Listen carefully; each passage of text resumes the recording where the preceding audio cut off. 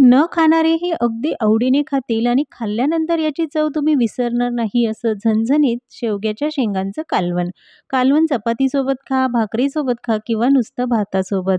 बनवायलाही सोपं आणि खायला तर अगदी चविष्ट असं हे कालवण कसं बनवायचं ते बघूया. शेवग्याच्या शेंगांचं कालवण म्हणा, रस्सा भाजी म्हणा किंवा मग तुम्हाला आवडत असेल ते नाव तुम्ही याला देऊ शकता, पण भाजी म्हटलं तर अगदी झणझणीत आहे.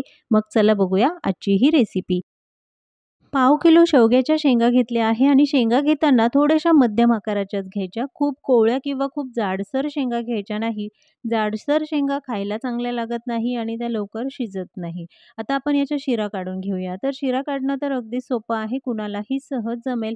हव्या त्या आकारामध्ये म्हणजे छोट्या किंवा मोठ्या आकारात तुम्हाला शेंगा हव्या त्या आकारात कापून घ्यायच्या आणि अगदी सहज त्याच्या या शिरा काढायच्या. खूप जास्त शिरा काढू नका कारण शेंगांची चव त्या शिरांमध्ये देखील असते.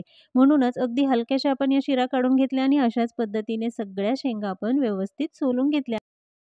शेवग्याच्या कालवणामध्ये बटाटा घातला जातो, तर इथे कच्चा बटाटा घेतला आहे. त्याची साल काढून उभ्या आकारात थोडेसे जाडसर असे काप करून घ्यायचे.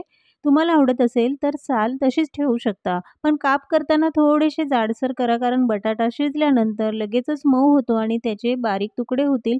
म्हणूनच थोडेसे जाडसर काप करून घेतले.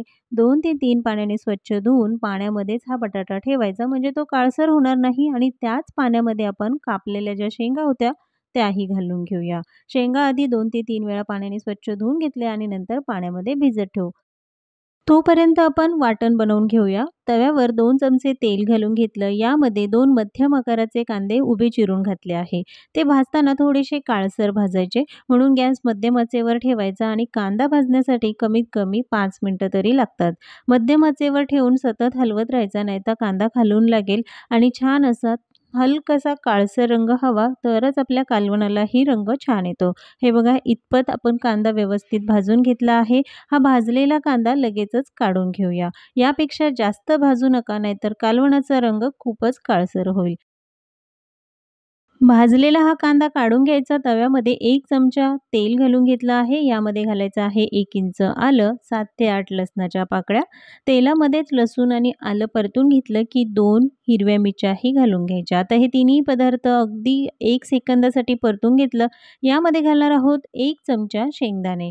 बऱ्याच ठिकाणी तीळ वापरली जाते. जर तुम्ही तीळ खात असाल तर तीळही वापरू शकता. तर 2 चमचे तीळ घ्यायची. पण आमच्याकडे कालवण बनवताना शेंगदाणे आणि खोबरंच वापरलं जातं. यामध्ये आपण आता घालणार आहोत सुकं खोबरं. तर अर्धी वाटी सुकं खोबरं किसून घातलं आहे किंवा मग तुकडे करूनही घालू शकता. अगदी मंद आचेवर आपल्याला सुकं खोबरं आणि शेंगदाणे छान सोनेरी रंगावर परतून घ्यायचे आहे. मोठ्या आचेवर ठेवू नका नाहीतर खोबरं लगेचच जळायला लागेल. आता हे छान परतून झालं आहे. गॅस बंद करायचा आणि हा सगळा मसाला आपण एका ताटामध्ये काढून घेऊया.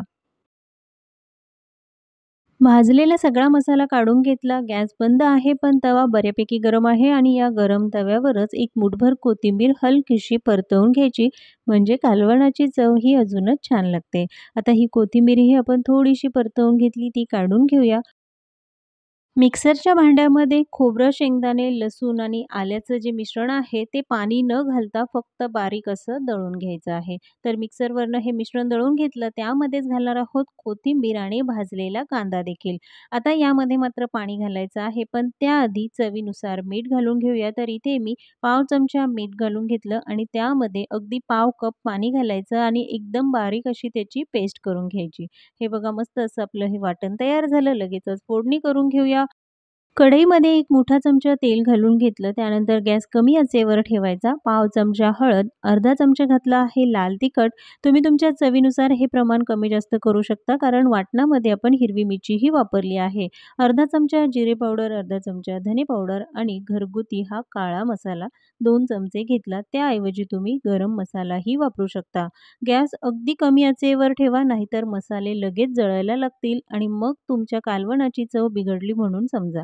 त्यानंतर आता आपण यामध्ये घालणार आहोत शेंगा आणि बटाटे. तर 2 मिनिटासाठी आपण या मसाल्यांमध्ये शेंगा आणि बटाटे व्यवस्थित परतवून घेऊ. कारण शेंगा वेगळ्या शिजवलेल्या नाहीत. आपल्याला तेलावरच त्या चांगल्या परतवून घ्यायच्या आहे. 2 मिनिटासाठी मसाल्यामध्ये आपण शेंगा आणि बटाटे व्यवस्थित परतवून घेऊ. गॅस मात्र कमी आचेवरच ठेवायचा. म्हणजे शेंगांमध्ये मसाले छान असे मुरले जातात आणि खाताना शेंगांची चवही छान लागते. पण जर तुम्हाला शेवग्याच्या शेंगांचं सूप हवं असेल, तर या शेंगा वेगळ्या शिजवून घ्या. त्यामध्ये हलकसं हळद, मीठ आणि आलं लसणाची पेस्ट घालून मग तुम्ही त्याचं सूप बनवू शकता. 2 मिनिटं आपण हे परतवून घेतलं. त्यानंतर आपण जे वाटण करून घेतलं होतं तेही घालून घेऊया. वाटण घालून घेतल्यानंतर पुन्हा आपल्याला 2 ते 3 मिनिटं हे चांगलं परतवून घ्यायचं आहे, म्हणजे सगळे मसाले छान असे एकजीव होतील. वाटण आणि मसाले चांगले एकजीव व्हावे यासाठी ते चांगलं परतवून घ्या, नाहीतर ते कच्चेपणा तुम्हाला खाताना जाणवेल. आता आपण हे चांगलं परतवून घेतलं. त्यानंतर मिक्सरमध्ये जो काही मसाला शिल्लक राहतो त्यामध्ये अर्धी वाटी पाणी घालून हे पाणी आपण यामध्येच घालणार आहोत.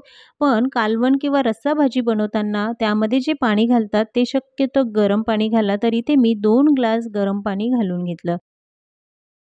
कालवण तुम्हाला किती पातळ किंवा घट्टसर हवं त्यानुसार यामध्ये पाण्याचं प्रमाण कमी जास्त करू शकता, पण शक्यतो गरम पाणीच वापरा. यामध्ये आपण चवीनुसार मीठही घालून घेऊ, कारण वाटणामध्ये देखील आपण मीठ वापरलेलं आहे. त्यामुळे अंदाजाने मीठ आणि सगळं तिखट वापरायचं. आता याला छान एक उकळी काढून घ्यायची आणि मस्त अशी तरी देखील कालवणाला आली आहे. गरम पाणी वापरल्यामुळे कालवणाची चव बिघडत नाही आणि ते चविष्ट होतं.